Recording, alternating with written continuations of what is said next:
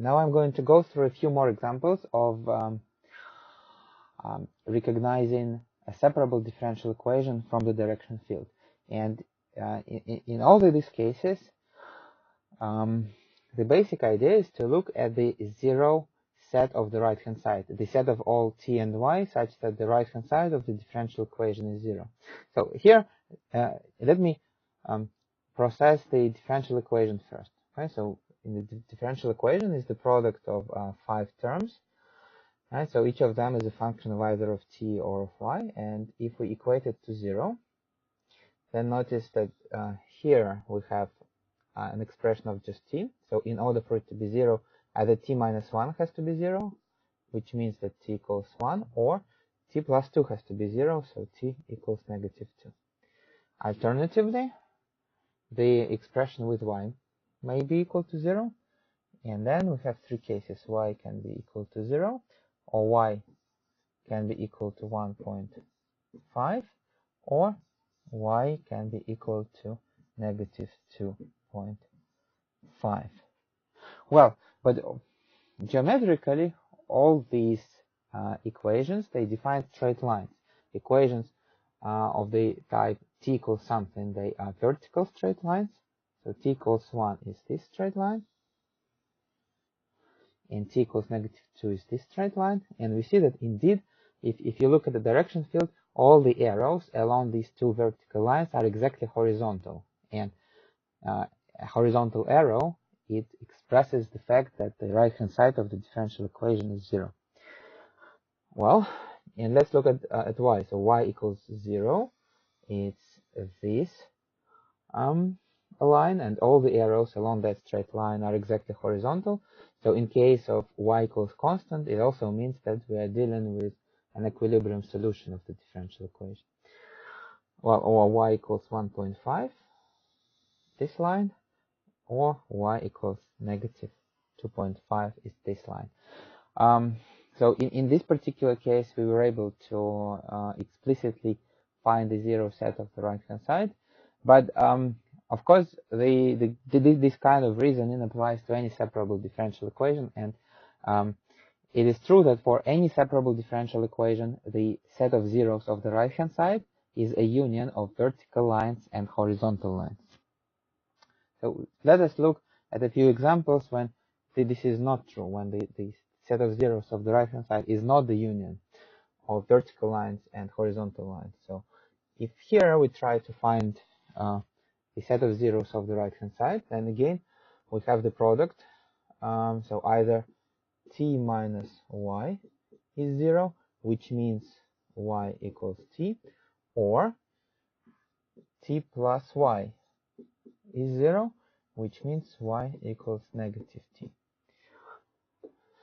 So both are straight lines, but they are not vertical or horizontal. So the line y equals t is this line, and you see that all the arrows along this straight line are exactly horizontal. It is true, so that it is a part of the zero set of the right-hand side. And all the arrows along the line y equals negative t are also, sorry, I'm a bit off. Let me do it better. So these are zeros of the right-hand side. But the set of zeros does not have this form. It is not a union of vertical and horizontal lines. Right? So it has slant straight lines, which means that without even knowing what the differential equation is, just by looking at the direction field, we can see that the differential equation is not separable. So here is one more example. So let me look at the direction field first. So if we look at the direction field, then we see that there is some kind of a round area here, and inside this round area, all the arrows, they point a bit downwards. So the right-hand side of the differential equation within this round area is negative. And outside this round area, all arrows, they point kind of upwards. So which means that the right-hand side of the differential equation is positive. But of course, between positive and negative, there has to be 0. So the boundary of this round area, which is a circle, is exactly the 0 set of the right hand side. Well, and just by looking at the direction field, since we see that it is a circle rather than a union of vertical and horizontal lines, we can conclude that the differential equation is not separable.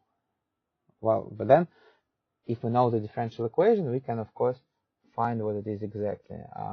And if we equate the right hand side to 0, then the solution is t squared plus y squared equals 4. And geometrically, this is a circle of radius 2 centered at the origin. So we are right about the round area. It is exactly a circle. So here it is very, very similar. So there is some kind of an area where the right hand side is positive. There is some kind of an area where the right hand side is negative. So in between, there must be a 0 area. And it is clear that this 0 area does not have the structure of a vertical or horizontal straight line, so we can conclude that the differential equation is definitely not separable by just looking at the direction field. But if we know the differential equation, we can of course find it explicitly, and the 0 set is the set defined by the equation t squared equals y cubed. The geometrically, it is the so-called asteroid, and it looks like kind of like a cusp here. Okay, now if we just look at the direction field, here we see that all arrows, they point upwards, so the right hand side is always positive. All solutions here are increasing functions. That's all we can say. But here the 0 set of the right hand side is simply empty. So all values are strictly positive. So which means that the differential equation may or may not be separable. In this case, it is separable.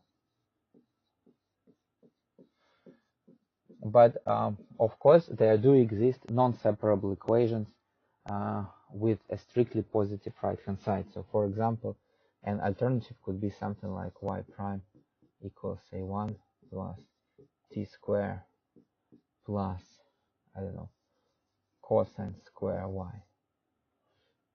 The right hand side is also strictly positive, but the equation is separable. So here we cannot really tell.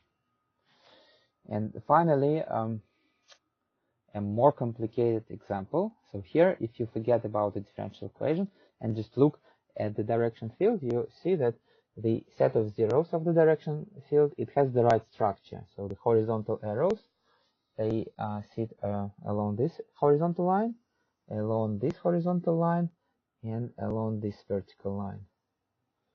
So the set of zeros is indeed a union of vertical lines and horizontal lines. However, the differential equation is not separable. Well, let me explain the structure. Of course, I designed this example on purpose to demonstrate my point. But here, the right-hand side is a sum of two terms. Each of them is a product of two terms.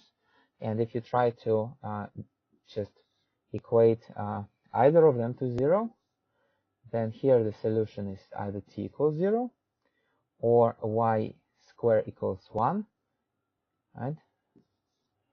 And if y squared equals 1, the solutions are y equals plus minus 1. So then we get these three lines, t equals 0 and y is negative 1, or y equals positive 1.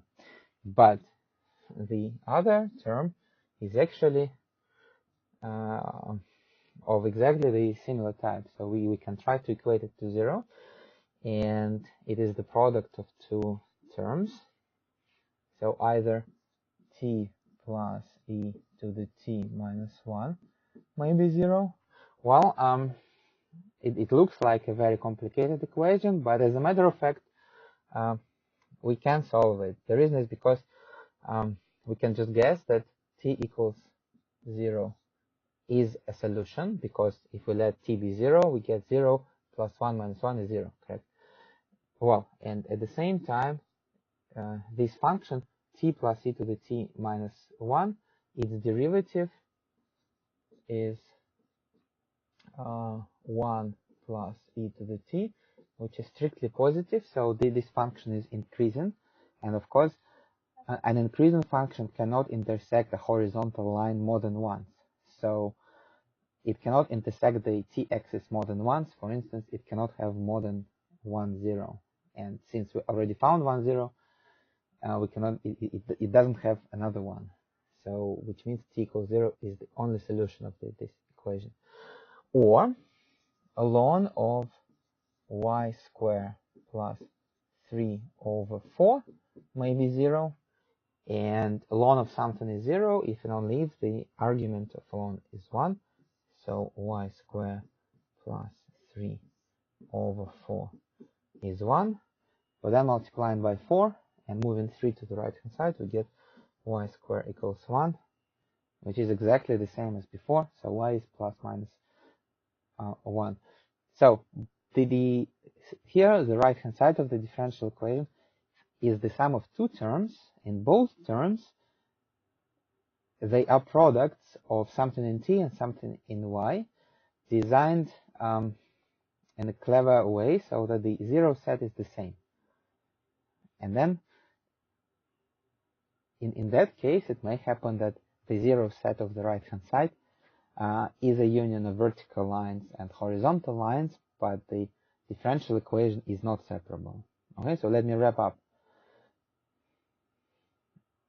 In order to recognize a separable differential equation from the direction field, generally speaking, it is impossible, so that there is no universal rule, but there is a sufficient condition and there is a necessary condition. So a sufficient condition for a direction field to be that of a separable equation is when the direction field is invariant under horizontal translation or vertical translation.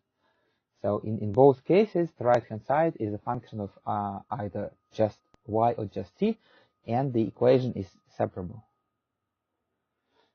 Well, on the other hand, we have a necessary condition, right? So if the differential equation is separable, then the zero set of the right-hand side is the union of vertical lines and horizontal lines.